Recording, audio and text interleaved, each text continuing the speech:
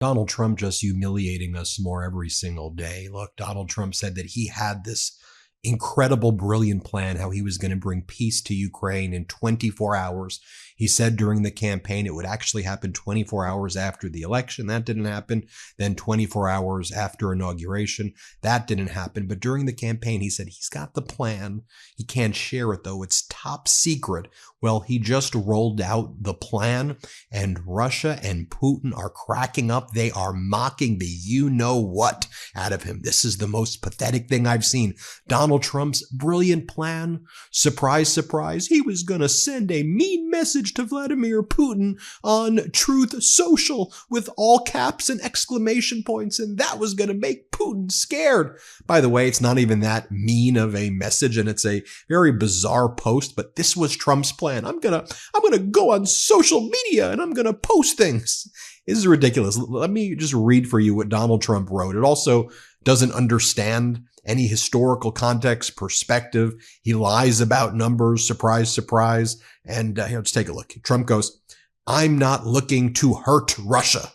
I love the Russian people and always have had a very good relationship with President Putin. And this despite the radical left's Russia, Russia, Russia hoax. We must never forget that Russia helped us win the Second World War, losing almost 60 million lives in the process. All of that being said, I'm going to do Russia, whose economy is failing, and President Putin a very big favor, favors in all caps. Settle now and stop this ridiculous war. It's only going to get worse." Ooh, he put that in caps. "If we don't make a, quote, deal, and soon, I have no other choice but to put high levels of taxes, tariffs, and sanctions on anything being sold by Russia to the United States and various other participating countries. Let's get this war, which never would have started if I were president, over with. We can do it the easy way or the hard way, and the easy way is always better. It's time to, quote, make a deal.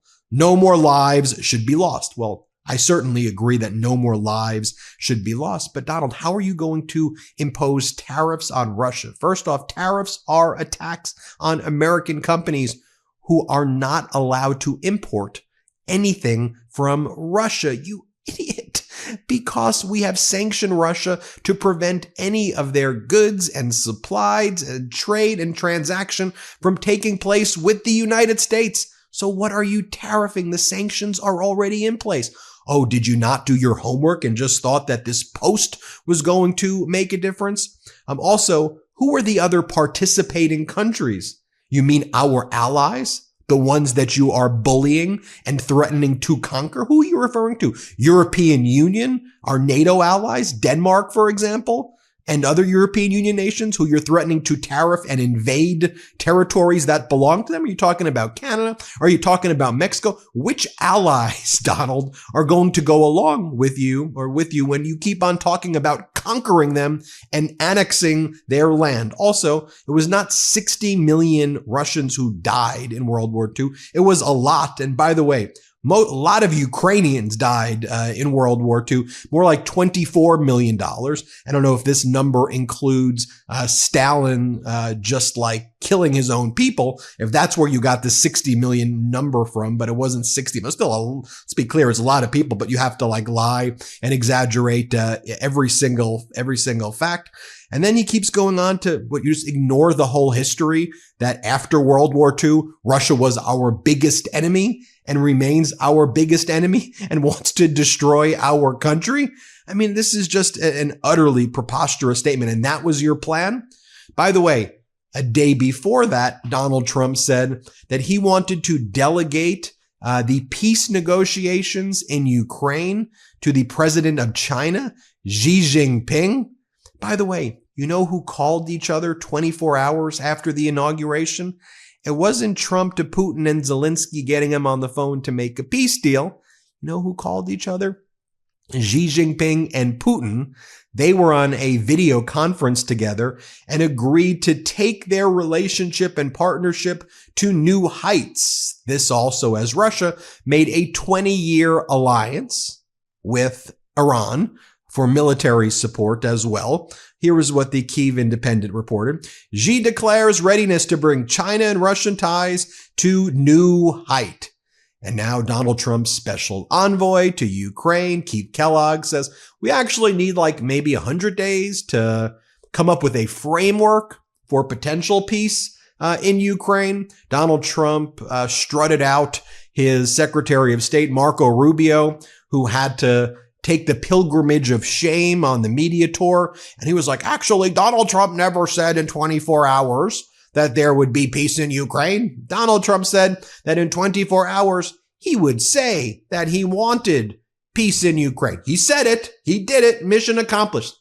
You think we're stupid, Marco Rubio? I mean, I know maybe people in your MAGA base buy this crap, but no, Donald Trump said there would be peace in Ukraine in 24 hours.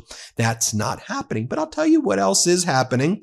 Right now, NATO has taken over coordination in Ukraine from the United States because nobody trusts the United States under Donald Trump. NATO's also taken over supervision of bases in Eastern Europe like Poland because, again, nobody trusts Donald Trump. And may I show you right now in the past 24 hours how they're talking about Trump and the U.S. on Russian TV? I think it's important that you see what's going on for yourself. So you know what they're saying about him in Russia. They're laughing at him. They think he's so weak and pathetic. And what Elon Musk is doing, they are mocking us and think we are weaker than ever. Because under Donald Trump, let's face it, we are weaker than ever. This was his plan. I'm going to send a mean post that's not even all that mean. I'm not sure why my Donald Trump impression is kind of like Mickey Mouse. No offense to Mickey Mouse, although maybe offense to Mickey Mouse after the way ABC, which is owned by Disney, has been handling things, acting more like Russian state TV. Well, let's talk about Russian state TV. So here's what they've been saying. I want to give you the disclaimer. This is Russian propaganda, but nonetheless, I want to share with you what it is they are saying. So first, let me show you this clip right here where they're mocking Donald Trump and us. Play this clip. Марко Рубио только что заявил, что у США, оказывается, нет четких временных рамок, когда завершится война. И тут же добавил, что некий фундамент для переговоров уже заложен, и Трамп выступает за мир. Трамп уже отменил 78 указов прежней администрации. Это, к слову, о том, как можно с этой страной подписывать какие-либо договоры, если они актуальны только на срок одного президента. Мексиканский залив Трамп переименовал в американский, также объявил о планах высадиться на Марсе. Илон Маск на этих словах, смотрите, пришел в восторг. Сделал глубокий вдох и показал большой палец вверх. После, уже во время митинга на домашней для российского хоккеиста Овечкина арене, самый богатый и, вероятно, влиятельный человек нашего времени кинул зигу. Потом заявил, что это был не римский салют, а он совершенно точно не Гитлер. And here's another clip. But when I show you these clips of Russian TV, mind you, Putin controls Russian TV. These are the messages that Putin is approving and sending. Let me show you this other clip. Let's play it. На земле зигует, президент страны хочет аннексировать сразу 3 страны. Но вот по украинскому вопросу как-то не видно этой решительности и бравады. Когда и чего ждем по конфликту на Украине? Добрый вечер, Евгений. Действительно, те заявления, которые Трамп сделал накануне, и те заявления, которые он делал во время предвыборной кампании, мало отличаются друг от друга, но есть важное обстоятельство.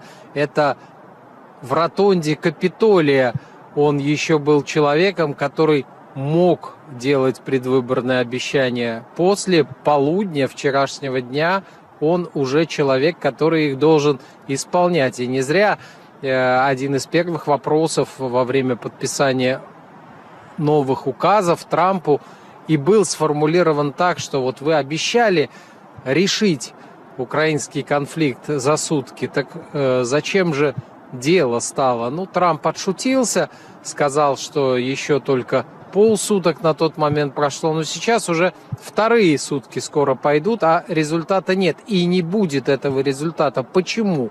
Потому что и здесь... Let me read for you what Gary Kasparov says about Donald Trump's post. He goes, Putin stopped reading this, Donald, after your first sentence. Russia won't stop its unprovoked war on Ukraine without the pain of much higher military, economic, and political costs. Vague mentions of sanctions aren't going to make an impression. Instead, a strong message supporting U.S. ally Ukraine and promising more made in USA weapons and aid until Russia leaves would have a much greater impact on Putin feeling pressure to negotiate. Strength, not pleading, not begging Putin. And Russia helped the U.S. defeat Nazis only after Stalin helped Hitler start the war as his ally, and that millions of Ukrainians were murdered by Nazis and fighting for the Soviet army. And 60 million is total World War II casualties, but we don't look to Donald Trump for history lessons. But it's fascinating that Trump brings up World War II just the way the Soviet and Russian leaders do. It was 80 years ago. The USSR immediately became America's sworn adversary in the Cold War for the next 45 years. Putin has attacked the U.S. and U.S. interest relentlessly. Stop looking for common ground with a war criminal leading a terrorist regime invading Europe. That's what Obama and Biden tried, and it failed while emboldening other belligerent authoritarians in China and Iran. If Trump wants peace, it will have to be through strength in Ukraine. That's where I do disagree, though, with Gary Kasparov. I mean, President Biden gave massive amounts of resources to Ukraine. But for President Biden, Kyiv would have been taken over in about 72 hours. But I guess, Kasparov, you can both sides the issue and attack Biden. I'm being sarcastic there. I'm not blindly criticizing or cheerleading. Trump is unpredictable with supporters who repeat false Kremlin talking points on Ukraine.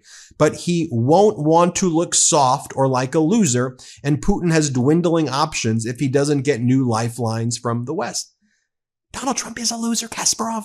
Hate to break it to you, he's scared of Putin. He's scared of Putin, okay? As Jason Corcoran goes, Trump threatens to impose high taxes, duties, and sanctions on anything Russia sells to the U.S., but Putin doesn't sell anything to the United States of America. It's just idiocracy on steroids here, folks. And it's dangerous. It's dangerous idiocracy on steroids here with Donald Trump, but want to report it. You decide. You take a look at it. Let me know what you think. Hit subscribe. Let's get to 4 million subscribers together. My dog is in the background. Love this video? Continue the conversation by following us on Instagram @MeidasTouch and help us blow past 500,000 followers.